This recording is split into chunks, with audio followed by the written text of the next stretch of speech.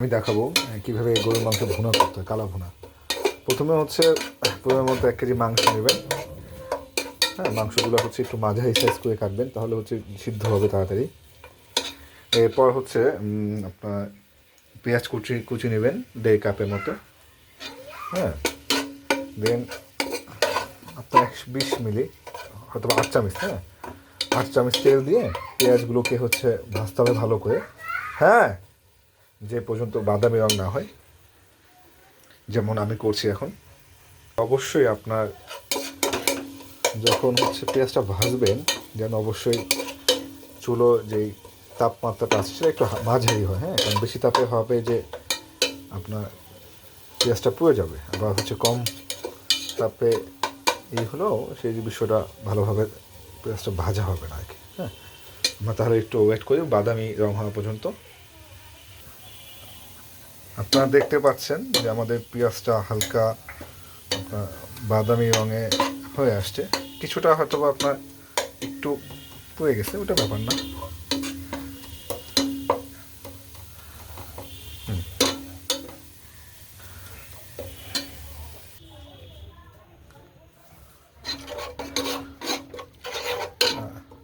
আপনার তেলটা ভালো, পেঁয়াজটা ভালোভাবে ভাজা হয়ে গেলে আপনার হচ্ছে আপনি চাইলে আপনার যে মশলা ইনগ্রিডিয়েন্টসগুলো আছে, হ্যাঁ আদা রসুন মরিচ বাটা যা কিছু আছে সেগুলো, এবং হচ্ছে 1/2 কাপ, 1 কেজি মাংসের জন্য 1/2 কাপ পানি দিলে হয়। যদি আমি একটু বেশি দিয়া পালাইছি মনে হয়, ব্যাপার না।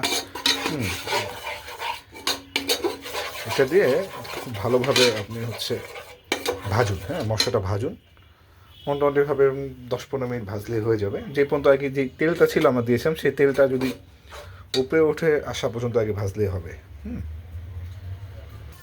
আমরা দেখতে পাচ্ছেন আপনারা হয়তো বা যে আমাদের মাত্র ভাজা হয়ে গেছে অনেকটা আর কি।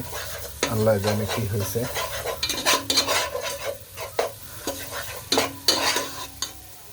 তেল যদি কম খাই তাই কি তেল কম দেওয়া।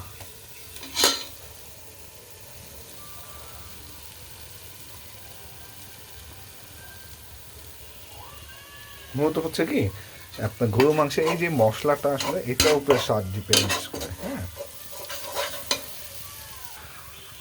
আপনারা দেখতে পাচ্ছেন তেল মোটামুটিভাবে উপরে চলে আসছে। হ্যাঁ, তো যেহেতু তেলটা উপরে চলে আসছে মশলা, তো আমরা এখন চাইলে মাংসটা দিয়ে দিতে পারি।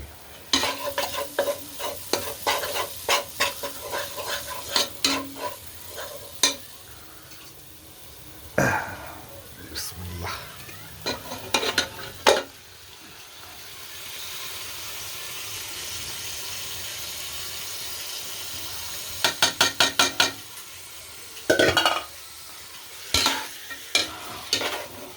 মাংসটা এভাবে দিয়ে আমরা 10 থেকে 15 মিনিট ভালোভাবে কষিয়ে নেব। হ্যাঁ, আপনারা দেখেন সুন্দর একটা কালার চলে আসছে এখানে। হ্যাঁ, এই যে মাংসটা সুন্দরভাবে কষালাম আসলে। হ্যাঁ, এটা কষাতে অলমোস্ট 10-15 মিনিট সময় লাগবে।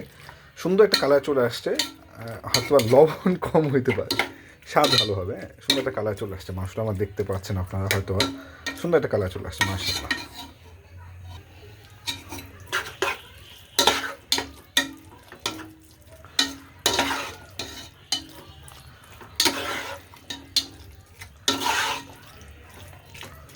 আব্দুল্লাহ, দেখেন আমাদের হচ্ছে মাংসটা কত সুন্দরভাবে কষানো হয়েছে। তেলটাও দেখতে পাচ্ছেন। আসলে হচ্ছে কি একটা গরুর মাংসের মেইন বিষয়টা হচ্ছে কষানো। হ্যাঁ, মাংসটা যত সুন্দরভাবে কষানো হবে সেটা আসলে পরিপূর্ণ স্বাদটা পাওয়া যাবে। বাট যদি কষানো না হয় সেই স্বাদটা পাওয়া যায় না। এখানে হচ্ছে একজন রাঁধুনি এক্সপার্টের বৈশিষ্ট্য। হ্যাঁ, অবশ্যই বাবা, বোতাম লাগিয়ে দিব। হ্যাঁ হ্যাঁ হ্যাঁ, লাগিয়ে দিব, দাও লাগিয়ে দিচ্ছি। কত সুন্দর আসলে, এত সুন্দর একটা স্মেল আসতেছে। আসলে আপনারা হয়তো ভিডিওতে ওইভাবে উপলব্ধি করতে পারবেন না, বাট সুন্দর একটা স্মেল।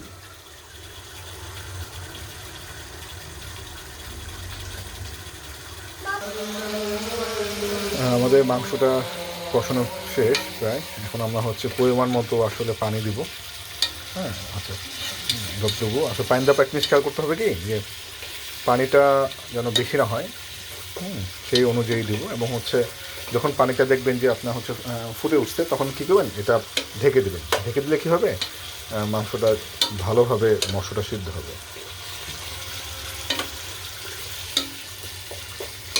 স্মেলটা যে আসতেছে ভাই বলার মতো আসলে।